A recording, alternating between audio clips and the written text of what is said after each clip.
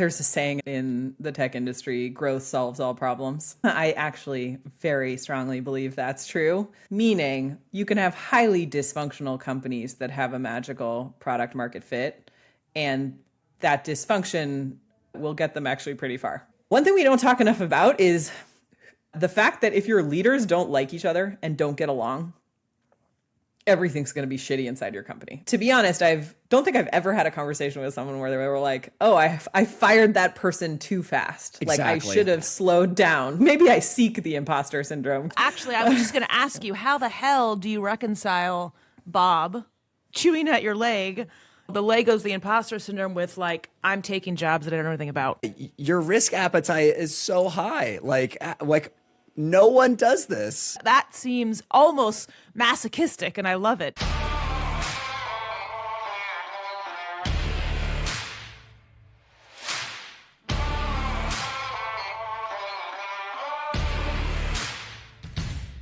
Hey everyone, welcome back to the HR Heretics podcast, where we get into the real talk of company construction. These are the conversations that happen between founders, chief people officers, and board members behind closed doors. We're heretics in this industry because there's a culture of silence around important business topics, especially with people. But on the show, we tell the truth and expect the same from our guests. Today, we're excited to bring you a conversation with Molly Graham. Molly Graham is a Silicon Valley legend. She was at Google and then early Facebook and then the 9th employee at Quip before they sold for $750 million. Molly blew our minds, and I can't wait for you guys to listen to it. It was phenomenal. I had never seen someone so raw with some of the kind of the most taboo topics when it comes to founders, CEOs, Nolan. The depression, the isolation, the imposter syndrome, and literally unpacking that. It was so good that I was talking to a founder this morning, and I gave Molly's advice for how to evaluate execs to him and said, you need to listen to the show when it comes out tomorrow. Totally. I emailed her right after. Literally, like we stopped recording and I emailed her to hang out. We got a lot of new stuff from Molly too. She told a story about Chamath that had me absolutely dying laughing. I also think Molly gave us more insight into the way that she thinks and the way that she comes up with these amazing metaphors, like giving up your Legos and the monster that's eating at your leg, and where those stories actually came from. Yeah, I actually love that because everyone reads, writes a ton of articles. There's metaphors. There's all these things we've been hearing in business for a long time. I had no idea where the Legos story came from. And it was really cool to see that, oh, that's a real person. That's actually a real story that was a pretty hard thing to work through. And it was just so cool to hear her talk about that. Totally. Molly is world-class. She's on the Mount Rushmore, in my opinion, of operators in the Valley. And I can't wait for everyone to listen to the show. Stay tuned, everyone, for after this episode where Nolan and I banter a bit on the infamous Open to Work tab on LinkedIn, where Nolan was credited by Insider late last week for his opinions on this. I have some opinions. Some of our opinions differ. Some don't. Can't wait to talk about it. Looking forward to it. Molly Graham, welcome to HR Heretics. How are you? I'm good. Thanks. Nice to see you guys. Thanks for being on. So you have maybe two of the most viral first round articles of all time, giving away your Legos and why you need to make friends with the monster chewing at your leg. Can you give some insights into our audience as to what drove these articles and what made you write them? I appreciate you mentioning the monster article because most people only talk about the Legos article, and they're both near and dear to my heart. The Legos article was an accident because it's a metaphor I came up with when I was working at Google. That was sort of my first job in tech a long time ago in 2007.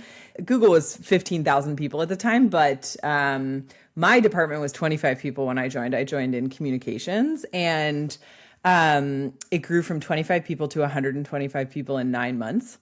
And so it was my first experience with what you would consider crazy scale, sort of a lot of Xing. And I just noticed a pattern when people had to give things away, where it created a lot of insecurity. Somebody new joins, you're worried they're going to be better than you. You're worried and it causes people to kind of hold on tightly to what they know instead of embracing the uncertainty and the opportunity that comes with people taking over what you've been doing so you can like go do other things. And then I left Google and went to Facebook, again, an accident, but I sort of vividly remember early on, I was in the communications department at Facebook for like 2 months, and I had to take over the blog from someone else. We didn't even have a Facebook page at that time because pages didn't exist. It was a blog. And I was supposed to take it over. And the woman I was taking it over from was having a lot of trouble giving it away because she had built it from nothing. So it's, and anybody that's been inside a scaling startup knows what that feels like. And I actually talked to her about the Legos metaphor at the time, where I was just like, look, this is hard. This is what this feels like, but can be a lot of opportunity on the other side if you let go of things. And it helped. During those Facebook years, I sort of like repeated that speech to people that worked for me, to myself, to friends. And then I did a speech about it. It was an accidental speech, and but I got like a really positive response. The first round blog was still pretty new, so I forwarded it to Camille and Brett, who ran it at the time, and they were like, we loved it. And I don't think any of us understood what it would become, but I also think what it is that people don't talk about emotions at work all that much. Like we talk a lot about how to scale, we talk a lot about how to manage. We talk a lot about how to lead, but we don't talk about how hard it is and how emotional it is and how scary it is. And the fact that, every day you wake up and you're like, everyone around me is better than me, and who even gave me this job in the first place. And I always say, like, I think the Legos article just says, like, don't worry, it's all going to be okay. And that's why people like it so much. So I think all I did was really just like normalize the emotions with scaling. And then the monster article is the same thing, maybe just a little deeper, because the monster, I don't even know where he came from, but you can tell that my brain just naturally creates weird metaphors. I was raised on the Muppets, so I think that's why he's a monster. I always think he's like Animal or something like that, but it became my metaphor for all these emotions that you have when you're going through these complex experiences building a company. And it helped me to externalize it. And that's how I came up with Bob, my monster. He's just the external manifestation of all the emotions that I call them monster attacks. So like you're having a bad day and somebody's being a jerk and you want to write the rage email. Like I always say, that's Bob. That's my monster's name is Bob. I tell people they can name their monster whatever they want. It helped me to externalize it. It helped me to like sort of manifest it in a picture. And then once that article came out, somebody actually told me it's a literal tool that psychologists use to help people manage anxiety. And I was like, oh, great. Turns out it's actually helpful. So yeah. You were at like the beginning of the coining the imposter syndrome, right? Like wave. I do have a question about that because that was a while back. And I feel like it's common now, right? People lean into talking about imposter syndrome and Legos. Do you think the industry has shifted a lot with that? Because back when you published those, it was kind of taboo, or more taboo, I would argue, than now. Yeah, I think probably it has shifted. I think for any number of reasons, we've gotten better at talking about work and feelings. The thing that really struck me when I was at Quip, and I still think this is true today, is that it's better now, but nobody really talks about founder depression. Nobody really talks about that experience of founding a company and how emotionally hard it is. And there was a couple founder suicides around the time that I was thinking about the Monster article. And, I felt like we were not talking enough about the tornado of feelings that happen as you're building something, and particularly if you're really early. I think that has gotten better. There's a few people out there really that have embraced talking about depression and, all of that. But I would say it's probably a topic you can't talk about enough, because to catch somebody before they do something dramatic, like everybody needs to be talking about it. People need to normalize it and help people understand that just because they feel like everything's terrible and they're about to drive the car off a cliff, like actually that's normal. That's what founding a company feels like. But yeah. And also being an early employee at a company, because 100%. So you were at Google in the tens of thousands, 15,000, Facebook around 500, Quip at 9 pre-product.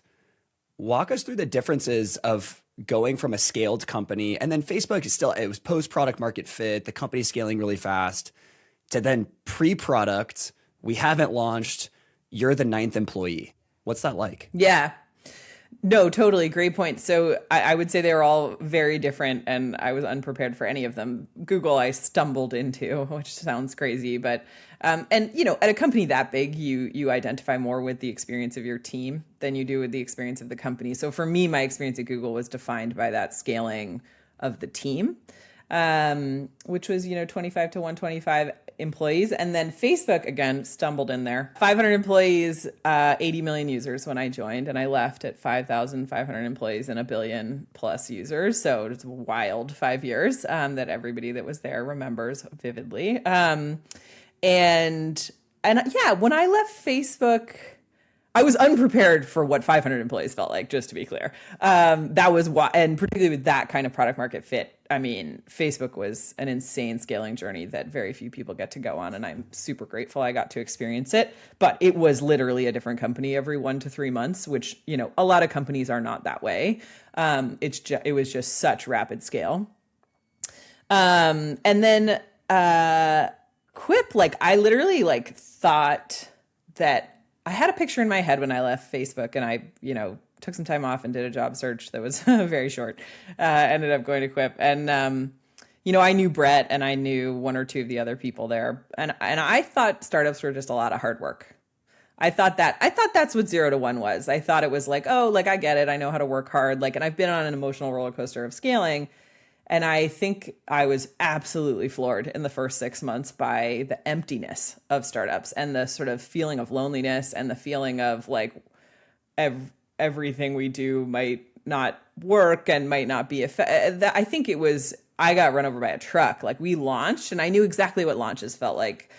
And with, Brett's brand, launching Quip was everybody wanted to write about us and everybody wanted to talk about us. And then we got to the other side of the launch, and it was just nobody cared, And when I was hiring employees into Quip, I tested them on this because we hired a couple people from Facebook and Google. And I was like, are you cool working for some place that nobody cares about? Are you cool selling a brand that no one's ever heard of and people aren't going to want to take your call? And people assume that it's them, but it turns out it's the brand they're working for. And so with Quip, I was in a dark phase about the 3 months after the launch. And I really had just this feeling of this car driving off a cliff or something. And because I thought it was all my fault or something, because I ran everything go to market. And I went out to lunch with a friend of mine who later ended up working at Quip. And he had worked in the 0 to 1 space before, which I never had. And I was explaining to him how I was feeling, which was really hard. I hadn't wanted to talk to anybody about it because I just thought it was an expression of us failing or something like that.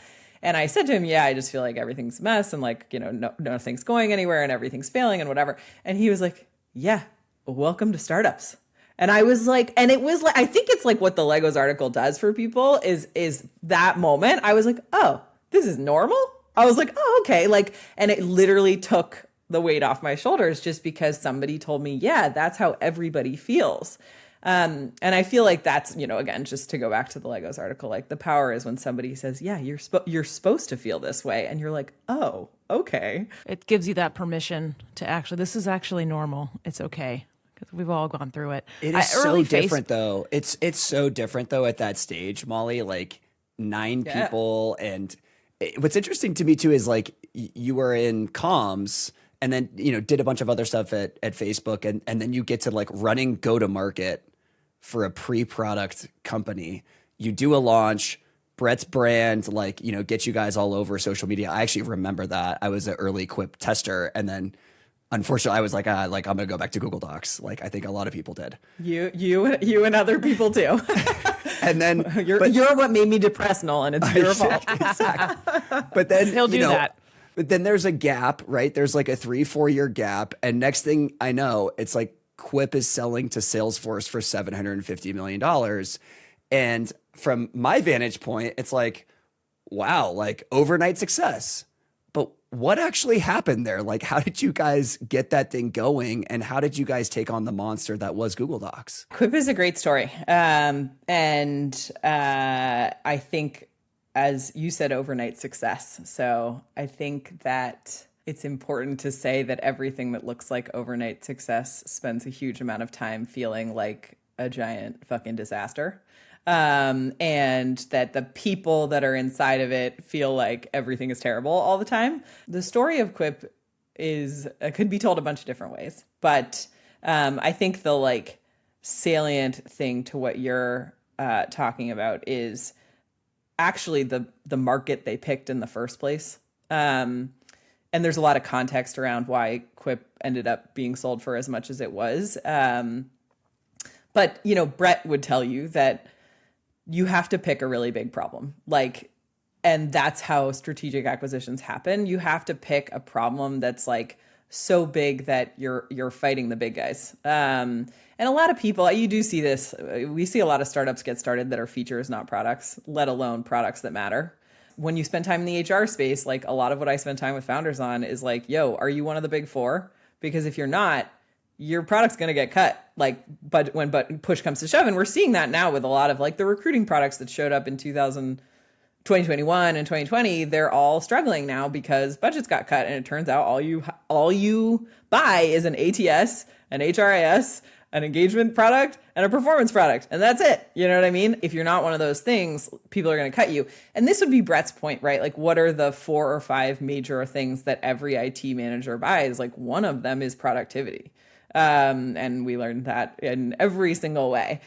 So, you know, but fighting against the big guys is hard, right? Because it turns out that Microsoft and Google have like a very, very specific selling motion, including they give Office away for free, right? And yeah, they bundle. And whenever somebody comes to me and is like, I'm going to launch a PowerPoint competitor, I'm like, let me tell you what that looks like. Here's what's going to happen to your revenue. Like, you can get to a certain point and then you will hit a wall, because the big contracts, like the truly big ones, like, it is hard to win because, you know, you aren't going to get Office out. You aren't going to get Google out. And to some extent, in a lot of cases, we were fighting with a free product, right? Which is what Google is. So I think lots of lessons learned from that. But in terms of the acquisition itself, there was a rumor going around that Microsoft had tried to buy Salesforce, and then that acquisition had fallen apart. Then LinkedIn was bought by Microsoft, and it was rumored that Salesforce was trying to buy LinkedIn. So there was a lot of competitive dynamics going on, and everyone was mad at each other. And, you know, I think Mark Benioff was really frustrated with Microsoft. And so there was some alliances that he was trying to build, and one of them was with us. So, you know, a friend once said to me, a friend who's had his company acquired 3 times, he said, all strategic acquisitions start with partnerships. And that was true for us. And I often tell founders that, where I'm like, hey, if you want to make an acquisition part of your possible long-term plan, you have to start by thinking, who should I build a relationship with, and who do I have like a distribution? Who am I complementary to? Like, where I have an asset that they want and they have distribution that I want, or whatever. And that was true of us in Salesforce. Like, we had already started those strategic conversations, and then they got even more strategic because there was like a little alliance being formed between Salesforce and other people.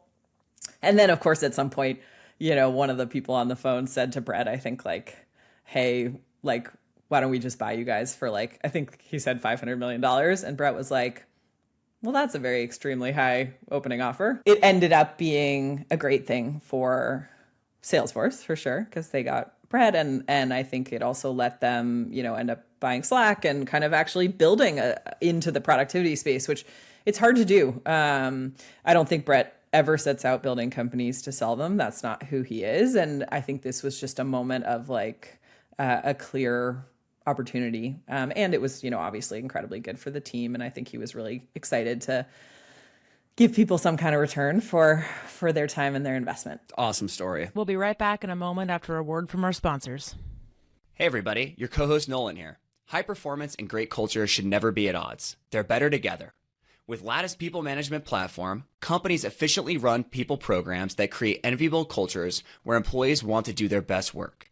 Serving thousands of customers of all sizes globally, Lattice helps everyone work better together. Learn why companies from Slack to the LA Dodgers choose Lattice. Visit lattice.com/HR heretics today. That's Lattice, LATTICE.com. Have you ever had a negative experience hiring an executive?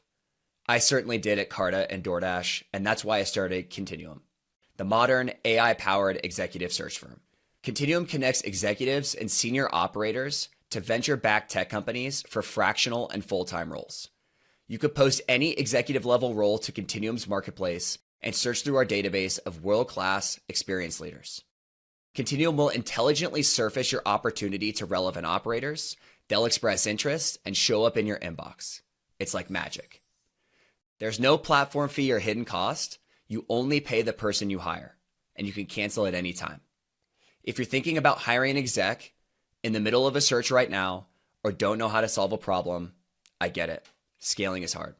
Companies like Athletic Greens, Weights and Biases, Masari, and more than 100 other tech companies have turned to Continuum for help solving their people ops, go-to-market, engineering, and finance challenges. So check out Continuum in the description below. Ping me on LinkedIn if you have any questions, or head to joincontinuum.com. I wanted to ask about something, Mala. You mentioned a few times about the concept of accidents, right? This happened by accident. This happened by accident. A lot of listeners, including myself when I started out, it's got to be like this. Here's the path, and especially founders as well, right? Here's my path for the company. I'm going to exit in X years, and shit happens, and they become depressed, or, it's really hard. I'd love for you to share your concept on accidents and kind of going with the flow, and if it's changed since you started. No, it hasn't changed at all. If anything, it's gotten much, much deeper and clearer in the sense of like how I manage my career, which even saying that sentence, I'm like, I don't manage my career. I just stumble into things. I wrote an article about this recently because I think a lot of the advice you're given in college is terrible, really all throughout your childhood. People ask you the question, what do you want to do when you grow up? And even that question is a terrible question because it means you're supposed to know. I still don't know. Yeah, no, 100%. Yeah. Neither do I.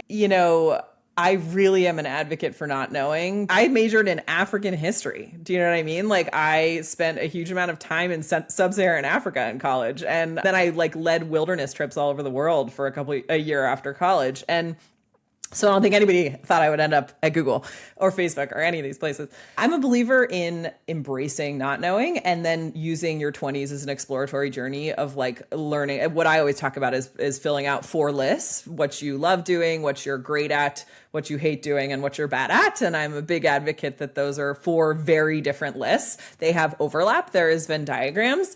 And then, designing your career around the intersection between what you love doing and what you're great at. And that requires experimentation. It requires trying things and being wrong. So going into communications at Google happened because I was in a publishing job in New York. And then going from Google to Facebook happened because I followed people, which is definitely following smart people is one of my other big pieces of advice. So I followed my boss, Elliot Schrage, from Google to Facebook. And then I was in corporate communications for 2 months, and somebody came to me, Chris Cox, came to me and said, hey, I want you to come help me out in HR. And I was like, sure. And then he was like, I think Mark just asked me to go run products. So will you work for this other woman, Lori Goller, who's still the head of people at Facebook.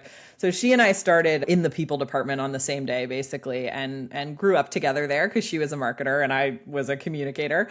That was an accident. And it was a lesson in ended up running the performance management system at Facebook because nobody was organizing the project. And I just said to Lori, hey, can I organize this? I'll work with the HRVPs, but can I organize the system? And she was like, yeah, sure. Nobody else is doing it. So then I ended up running that for 2 years. I think a lot of it was just following my own intuition and finding gray spaces, finding things that weren't done. Obviously at Facebook, there was a lot of opportunity. Same with leaving. Well, there was a second chapter at Facebook where somebody came to me and said, he had seen me rewrite the values with Mark and him at Facebook. And he came to me and said, hey, do you want to come build a phone? Well, actually what he said to me is, you're useless. You shouldn't be working in HR. Why don't you go do something actually useful with your time? Why don't you come work for me? Wow. What a pitch. Wow. Yeah. Well, if you know Chamath, that is basically his pitch every time. Yeah. And he said to me, why don't you come work for me? And I was like, doing what? And he said, well, come work for Javi, who's now the CEO of Facebook, and help on international growth, or come, I don't know, there were two other things. And then he was like, or, I'm going to build a phone. And why don't you come help me do that? And, again, natural intuition or whatever, I was like, I don't want to do these other things, or I don't think I'd be good at them, because one of my best friends worked for Javi, and I was like, she's like really good and I'm not good at anything. So I was like, what is this phone thing? And I was like, why are we doing that? We don't like, what the actual F? And then, I spent some time with him, and I talked to Lori, and I talked to a variety of other people, all of whom were like, don't do that. My dad, Cheryl, everyone was like, it's kind of a stupid project. Like, I think Cheryl literally said, it'll be dead in 2 months, but don't worry, you'll always have a job. And so I ended up doing that. And it was 3 years on the mobile team at Facebook, it ended up being helping figure out the future for Facebook of mobile and how we wanted to strategically position ourselves. I really do feel like the only reason I went to Quip was because I worked for Brett at Facebook. These are all happy accidents. And I think the only thing consistent about me is I just really don't like doing what I've done before. I get bored really easily. It's a huge flaw. Everyone always offers you the job you just had. I left Quip, and I don't know. I think maybe Dylan at Figma was like someone was looking for a COO that I'm sure is now a massive company. I think it might've been Dylan. I don't remember. And they were like, why don't you go work for this person? Hey, do you want to come be a COO of a Series A SaaS startup, which is what I literally just did. And I was like, definitely not. And the only job that, came my way at that time that piqued my interest was the Chan Zuckerberg initiative, because I was like, this is weird. Like, I don't know how to do this. And, it's a philanthropy, it's a tech company, and they're working on criminal justice reform and biomedical science. Like, how do I do this? And so maybe I seek the imposter syndrome, Kelly. Yeah, I was just going to ask you, how the hell do you reconcile Bob chewing at your leg, the Legos, the imposter syndrome, with like, I'm taking jobs that I don't know anything about? Yeah, your risk appetite. That seems almost masochistic, and I love it. But how do you reconcile that? Yeah, your risk appetite is so high. Like no one does this. I mean, do you run marathons? Do you drink whiskey? How do you do this? So, like, first of all, there's like how you get the opportunity in the first place. And, a lot of that is luck. Like, it's being good at the job that you were good at before, and then staying in touch with people that liked you. That is how opportunity builds over time. I always say life is a barter economy, and that is actually how you build a really strong network. And what I mean by that is you do things for people, and then in 2 years or whatever, they owe you a favor. Yeah. And I was saying to not that someone you'd recently, expect it, obviously, but no. But I think that like what you want with a powerful network is a lot of people that would do anything for you. And that means to earn that, you have to do a lot of things for other people. And I feel like somebody was asking me the other day, like, there's this concept these days of like a personal board of directors. And they were asking me like how I built mine.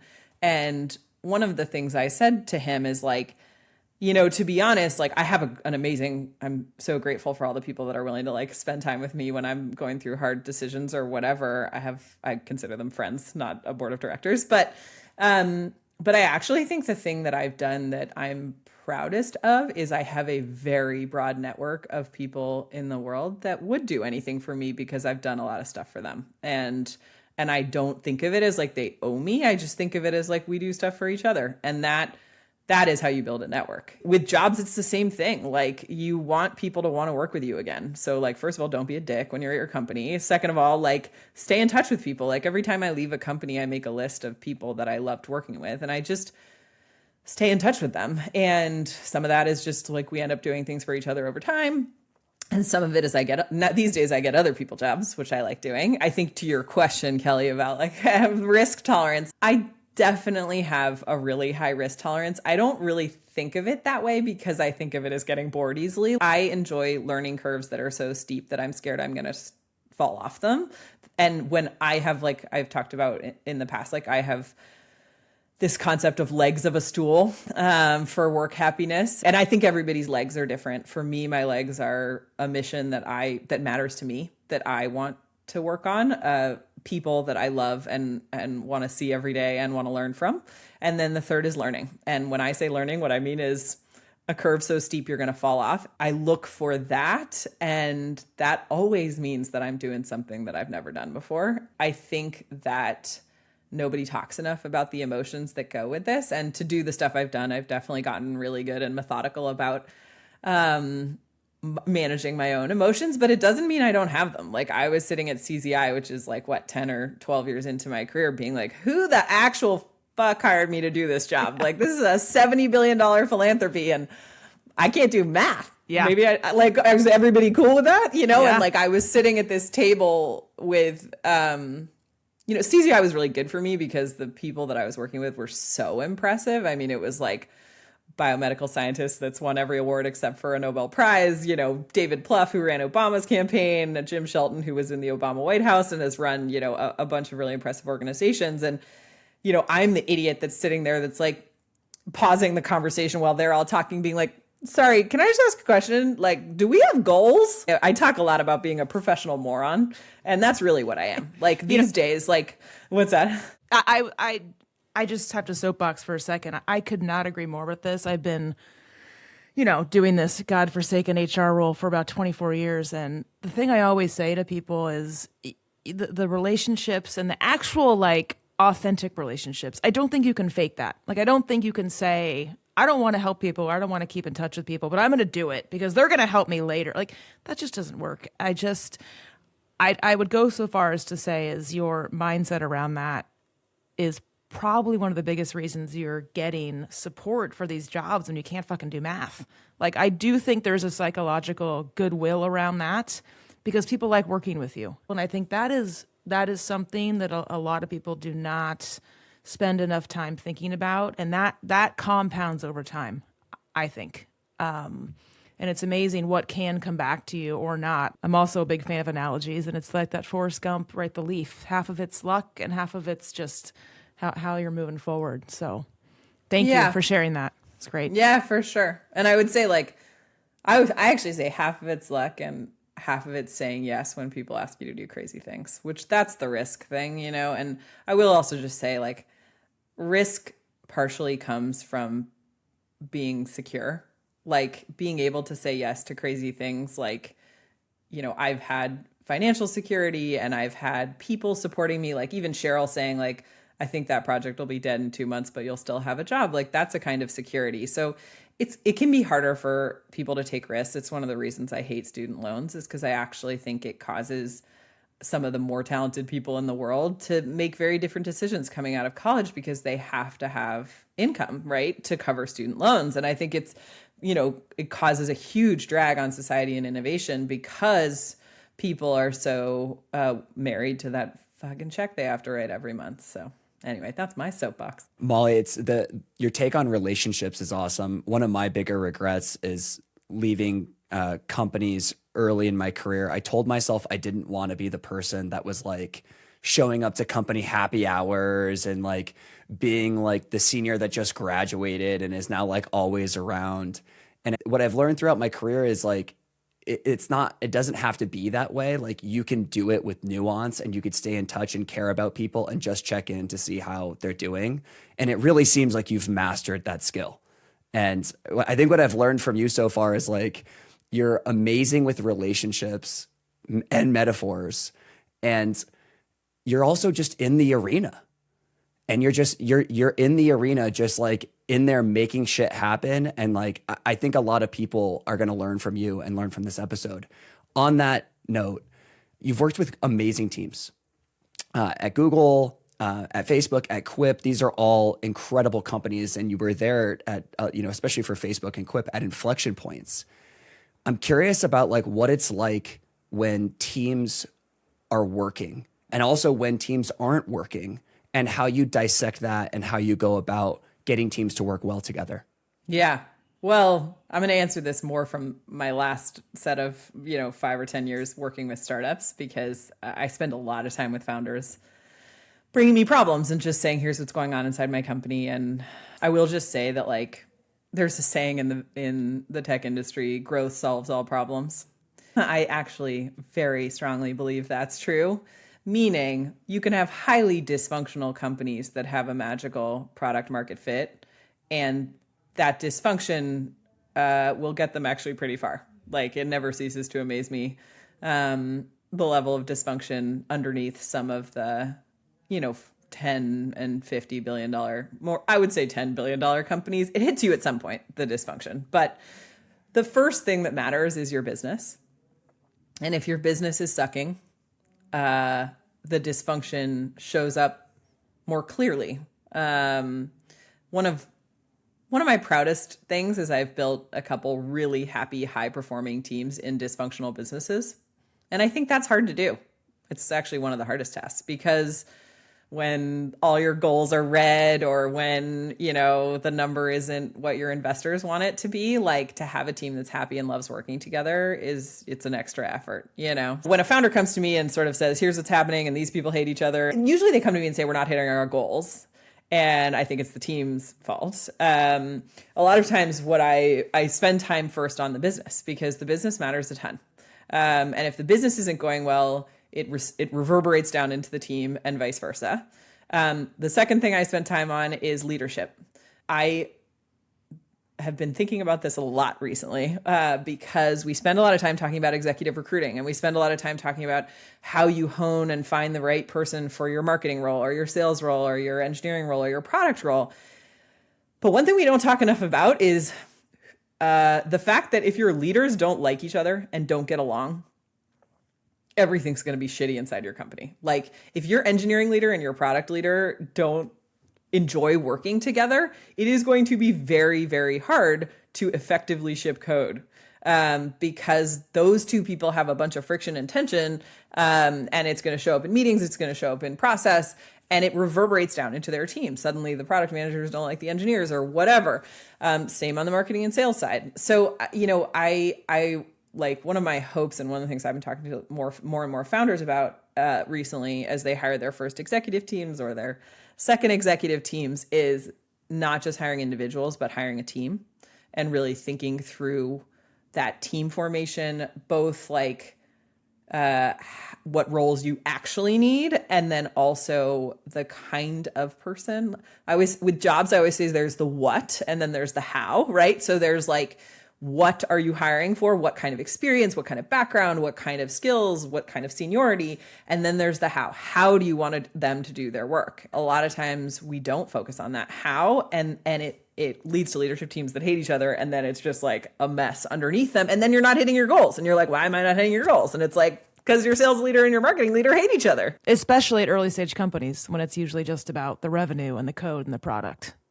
I mean, it's true everywhere, but absolutely. I think it shows up so fast in early stage companies, because, hopefully you're placing very few leadership bets, like 3 or whatever, if you're early stage. And if those folks don't love working together, like, it just makes everything harder. And stuff's already really hard, there's nothing harder than fighting for product market fit. So how do you think about assessing for that as part of, I think executive recruiting is a mess. It's so hard to get right. Tony at DoorDash used to say the Michael Jordan of exec recruiting gets it right 2 out of 3 times. And so how do you assess for those skills, specifically the relational skills between cross-functional execs? Tony and I violently agree. My number is 50%, which is, I think that I actually think I'm a really good recruiter. I learned from a woman named Jamie Tolata Green, who's like one of the best recruiters in go-to-market in the world. And she really taught me. She did our first executive hires at Quip, and I think I'm pretty good at it at this point. My average is 50%.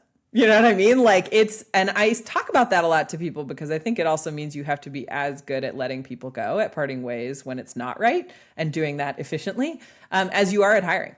And it means hiring is hard, and lots of people aren't good at that. And it also means firing is hard, and you got to get good at that. So, the answer to your question in terms of how is, I think everybody has to find their own way of assessing the how. There was this really amazing recruiter who I think was maybe the first recruiter at Facebook, named Andy Barton. And he taught me a psychological interview by doing one on me, where he really, I would call it a motivation interview. But a lot of what I do is just try to understand people deeply. Who are you? Where do you come from? What made you make the decisions you've made? What have you learned? Like, how do you talk about yourself and your teams? And really, why are we even having this conversation? Like, what brought you to my front door? What brought you to this job? And like, a lot of it for me is, what are you looking for? And does that match what I need inside the company? And then, in that process, I think of really deeply assessing people's motivation and all that. I think you can find out who people are and whether they fit. One of the high performing teams that I built, we had this predominantly very low ego executive team. And I remember looking for one role. I can't remember what it was. I think it was marketing. And I interviewed someone that I was like, this person is very talented, like more talented than anybody else I was talking to, and just came with a backpack full of ego. I could feel it coming through the Zoom. You know what I mean? And I was like, yeah, this is not going to work. Like, you're so great. And I just could not hire you because you would destroy my team. And it's not worth it to me because I don't want to make the whole company dysfunctional in order to have this level of talent, so. Yeah. We've had some hot takes recently on the tenure for early stage executives. It's 18 months, it's a year, it's 2 years. What do you think about that? I tell people 18 months. Like when I'm helping CEOs build leadership teams, like a lot of what I talk about is like, they're like 5 years from now. And I'm like, yeah, cute. 18 months. I had a conversation once, I think it was with John Collison at Stripe. And I just casually said, look, there's so much churn in early stage executives teams. It's one of the most painful phases. And really most leaders don't last more than 2 years. And I would say it's the exception, not the rule, right? The exception is the leader that lasts longer than 2 years, and deserves it, because sometimes CEOs are just wusses and won't fire the person. But John said to me, that really calmed down for us after 1,000 employees. And then I reflected on it and realized that was true for Facebook too. Like, Facebook had a huge amount of churn in the first 1,000 employees. And then they built a leadership team, Cheryl and Mark, that stayed forever. Like it was the same people for 10 years, I think. So anyway, I think there's just a huge amount of churn, and somewhat rightly so if you're growing quickly, in the sense that like, it's just hard for someone to be as good at sort of the like 5 million to 20 million to 50 million as they are at 100 million plus in terms of revenue. And then, similarly, like, if you're not growing, sometimes you've got people hitting the wrong nail with the wrong tool. They're using a pony instead of a hammer or whatever. So Totally. And it makes sense. I mean, you said Facebook was a different company every 1 to 3 months, like totally different company. And I think that's something I've seen, is that people used to feel bad about that. And I think it's not taboo anymore. Yeah, I'm here for a certain phase. It's a tour of duty and I'm moving on. And that used to be not a great look, even like 5-6 years ago. Yeah, totally. I think it's complicated but the best execs that I work with, that I've hired, that I've worked for, whatever, hold on to power very loosely and are just like, listen, I'm here while I'm the right person to be here. I'm here to build the biggest company I can build. And at some point, if it's not me, like, that runs this thing, like, great, I'll find the right person, or I'll build the right team under me, or whatever, It's a very rare for an exec to say that, but when they do, that's when it's magical. You had mentioned your hit rate being 50%, and I tend to agree. Like, mine's in that neighborhood as well. I have found that most CEOs and most managers in general move too slow to move people out. Why do you think that is? And like, what can they do to move faster? Oh man, I just did a talk this week I run a little community for operators, and I do a talk every other Thursday, and we were just talking about managing up, down, and sideways. I have this great picture of a very disappointed turtle that tells people to fire people. The reason is because basically, no matter how senior of a manager you are, and no matter how many people you fired, you spend a significant chunk of time thinking that it's you, thinking that it's your fault that the person's not performing, and that and I feel like that causes you to be like, if only I could just tweak these things, then this person would finally perform. And the truth is, the more senior you get, the longer you've done this, the thing that you start to know is that as soon as you have that feeling that something's wrong, you need to start to do the work to figure out what's wrong.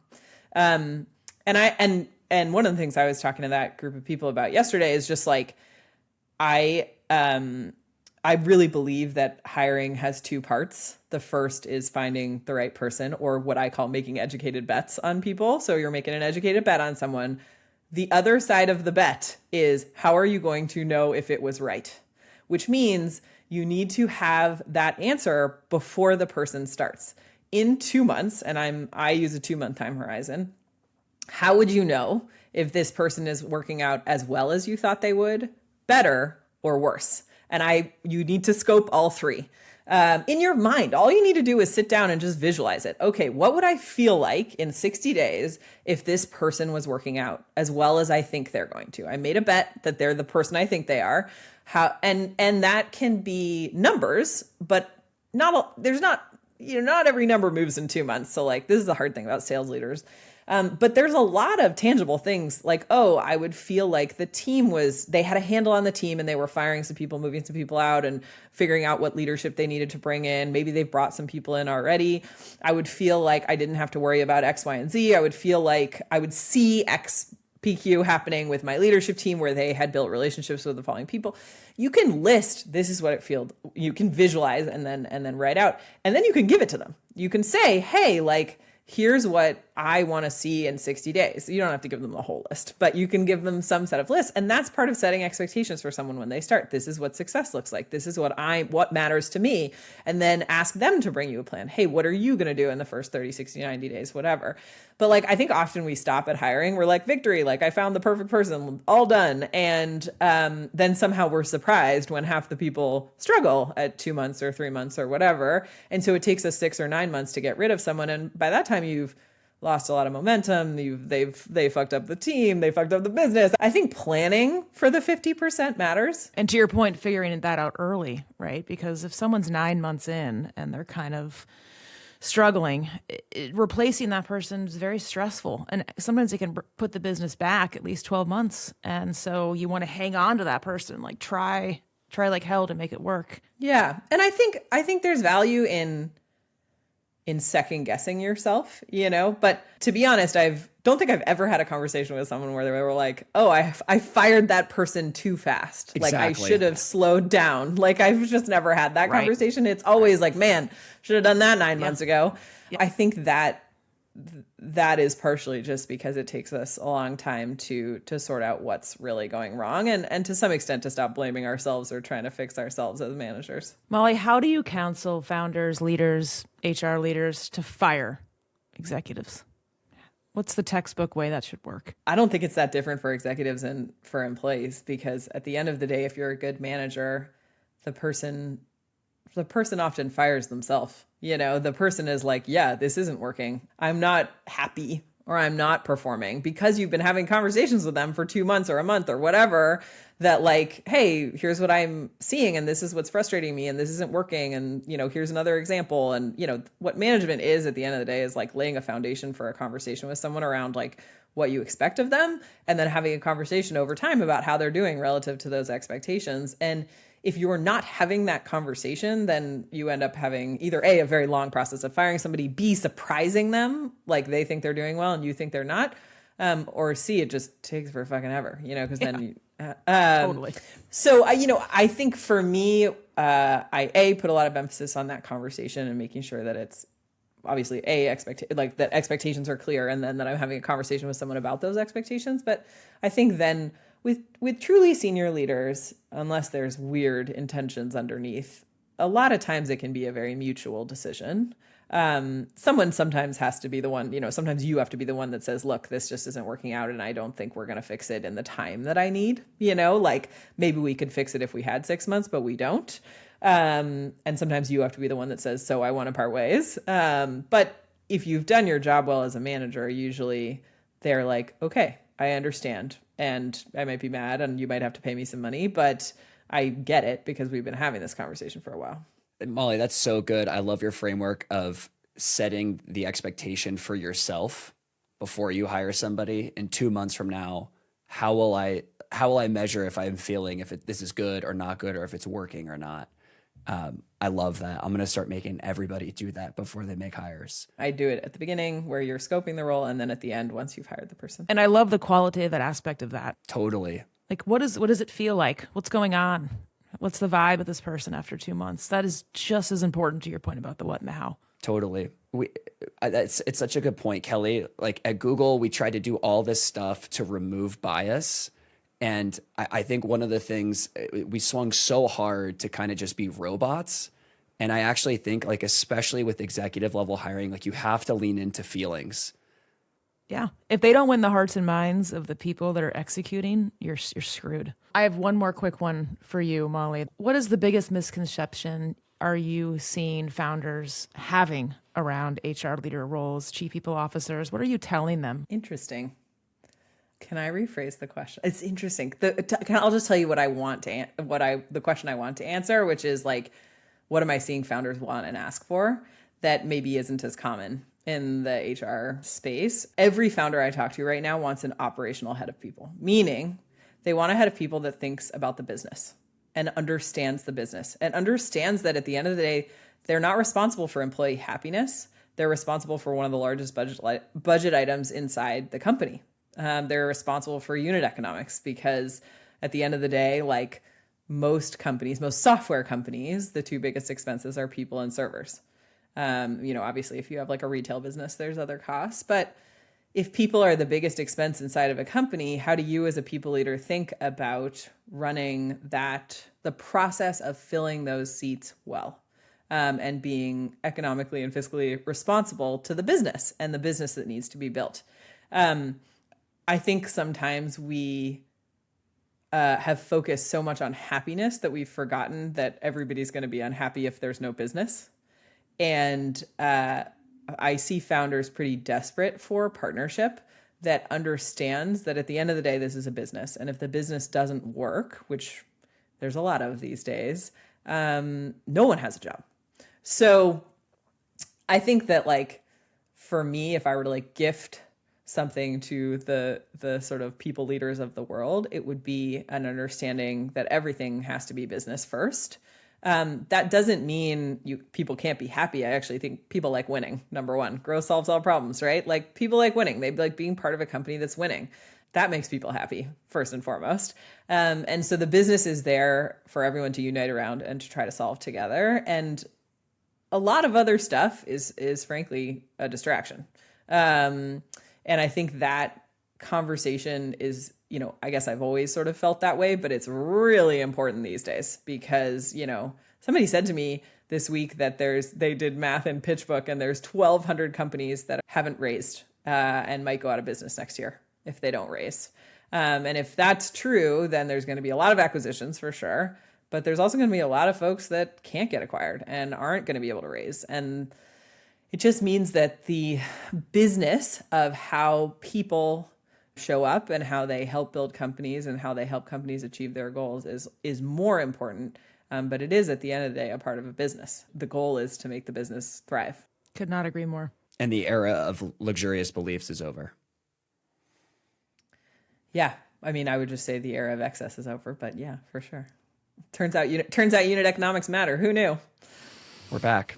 We're going to go through our rapid fire questions. And so I'm actually really curious about this one for you because you've hired so many great people. Who's your best hire and why?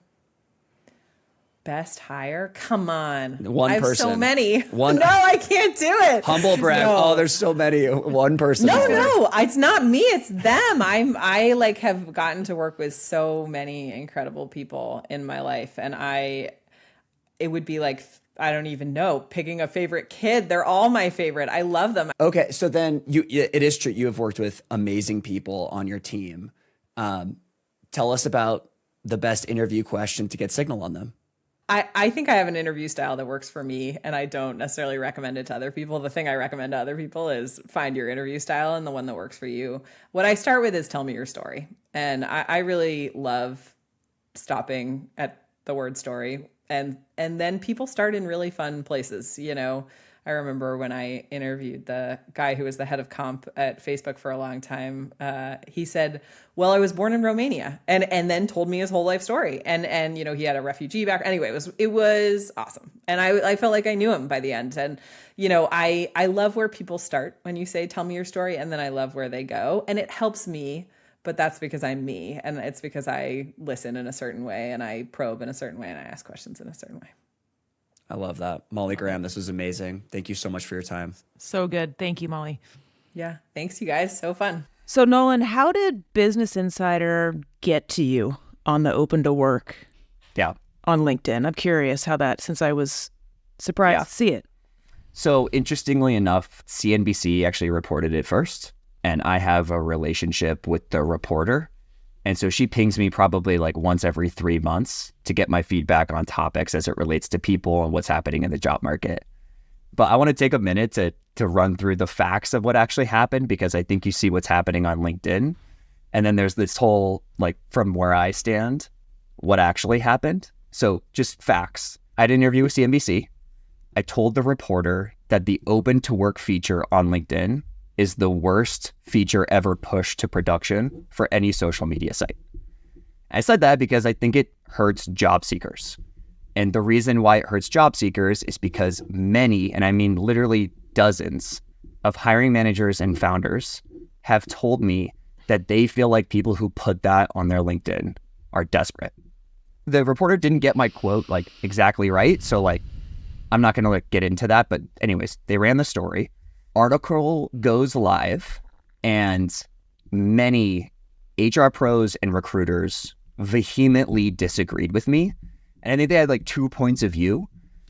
One is from the recruiting standpoint, well, Nolan, it's easier to find people that are open to work if they put the banner on there, and like LinkedIn prioritizes those people. And what I would say to that is that's objectively true, but recruiters are not decision makers in the hiring process. And so I'm literally giving a perspective from the hiring manager and founder seat. The second piece of feedback is, I would summarize it as Nolan is punching down. And so the feedback was like, it's very harmful that you're putting this out there. It's misogynistic. It's outdated. It's super biased. And my response to that is, I want people to know what hiring decision makers are thinking. And I was very direct with what I said, but the intent of what I said was not to be biased. It's actually to call out the bias so people see it and they're aware of it. And now people can make a decision. And that's what I think is actually good about what happened. So anyways, Insider did pick it up. They have 11 million followers on LinkedIn. And that's when it like went hyper viral and I became the villain on LinkedIn. Yeah. But anyway, that's the reason why I put it out there, so people can see it. Well, the thing, so I started seeing a bunch of pings and this and that. I was like, what is going on? What's he doing? Kelli. What is he doing now? And I thought about this a lot the past few days and talked to some folks. I mean, the good news is you had good intent. You have good intent, right? You're trying to help. You're trying to call something out that you've seen so others can learn from it and we can kind of fix it, or they can make a decision. That was your intent, not to punch down and say, this is what happens, but this is what could happen. You should be aware of it and make a decision. I think if the feature hurts more than one person, it's probably no longer needed. And when it first came out, like, let's go back. When it came out in 2020 during the pandemic, it was necessary. Like, a ton of people had lost their jobs like overnight. And that actually was expeditious for recruiters. Yeah. We're now 3 years beyond that. And so how the open to work banner, how a hiring manager views that banner is now different 3 years in. The other thing I'll say is, like, on fixing bias, I was probably one of the first people at Google to go through the bias training for interviewers. Yep. I did this in like 2012. The reality is, I don't think we've made much progress. And it's not for lack of attempt. It's because human bias is encoded into our DNAs, and fixing that is going to take decades. And I am all about doing that work. There are many people that are doing that work. We should keep going. But if people are getting hurt today, not saying something is worse than knowing it and keeping it to myself. Yeah. Look, I applaud you for saying it. I think there's a lot of folks out there on all different parts, right, of this side, and they're bringing their own experiences to the table when they're reading it or agreeing or disagreeing. So I'm always gonna like kind of go at you with the, it's not a one size fits all, dude. It never is. Now, I will tell you, I disagree on it's 3 years later. Like being in HR and seeing Informatica just laid off 10% of their workforce like 2 days ago. Totally. Or whatever it was. So that is not over. And the altruism and the community like help that I've seen on LinkedIn with everyone trying to help each other, it is still going on, is like nothing I've ever seen. Like I haven't seen that on LinkedIn in my, how long is LinkedIn? But like I've been doing this 23 years and the level of like wildfire community help and support for people that have been losing their jobs, especially over the last 12, 18 months. Yeah. It's very big. So I think honestly, Nolan, you're getting a lot of blowback on that because your comments were seen as insensitive to those that got screwed over by all this nonsense. Totally. And the audience can disagree with me. I think if you would have posted that shit 3 years ago or 4 years ago, you wouldn't have heard anything.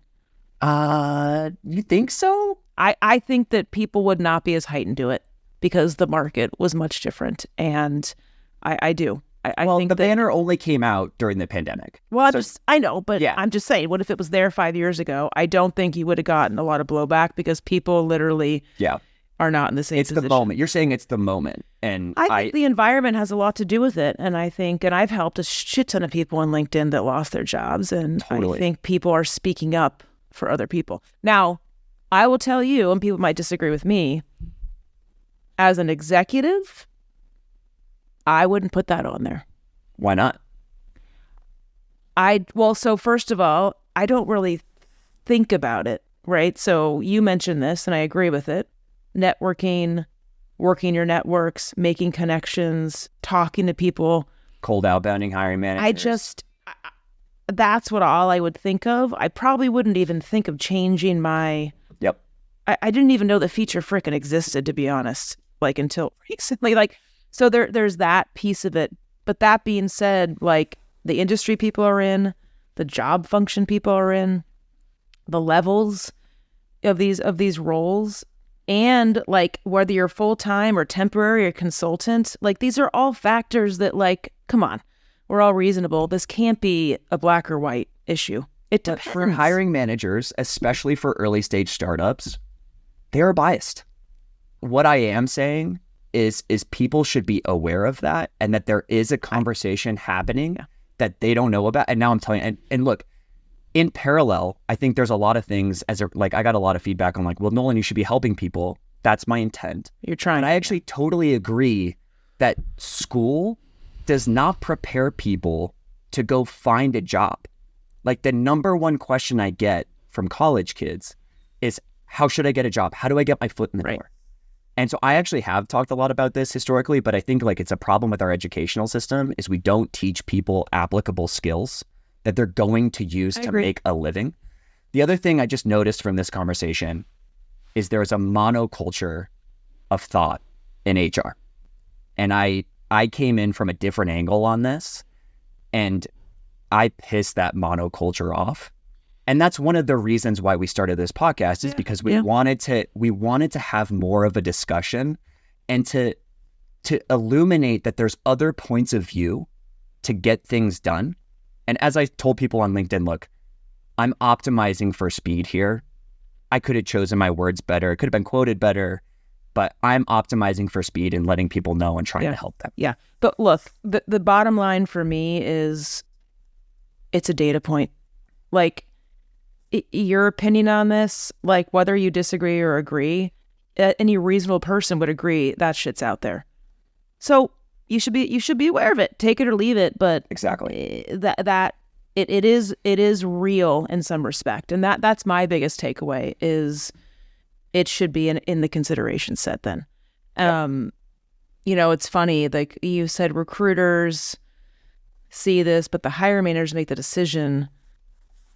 Again, I could get chastised for this, but if I like pulled every recruiter at Pendo, I bet you a lot of them would be like, I don't even really mention that to the hiring manager. Like the hiring manager's looking on LinkedIn, Kelli. Like every hiring manager looks on LinkedIn. I've never in the 3 years this damn feature's been out, I've never had a hiring manager say, "Oh, the circle's green. Like, forget it." And I've never even noticed myself when I've been hiring people. I literally like, Yeah. again, it's like whether you're looking or not, I want that person because they're the best person for this job. Yeah. And that is the way the world should work all the time. My comments were to state the way the world works is not like that all the time. I'm just telling you, in my career boots on the ground scaling these damn companies, I've never had a hiring manager say the circle's green, forget it. Okay. I'm going to introduce you to some of the people that I know. I mean, right, the point, again, I don't care. The point is not to shun, disagree, or agree. The point is to understand everything that's out there. That's exactly how you educate people, and that's what you're trying to do. Yep. I appreciate the discussion. I appreciate you still befriending me. And I want to hear from the audience too. Like, same. Am I full of shit? Yep. And I do appreciate everyone's discussion and comments. I appreciate you. Thank you. HR Heretics is a podcast from Turpentine, the network behind Econ 102, Moment of Zen, and Turpentine VC. Subscribe, 5 stars, share it on Apple, YouTube, Spotify, anywhere you get your podcasts, all the things.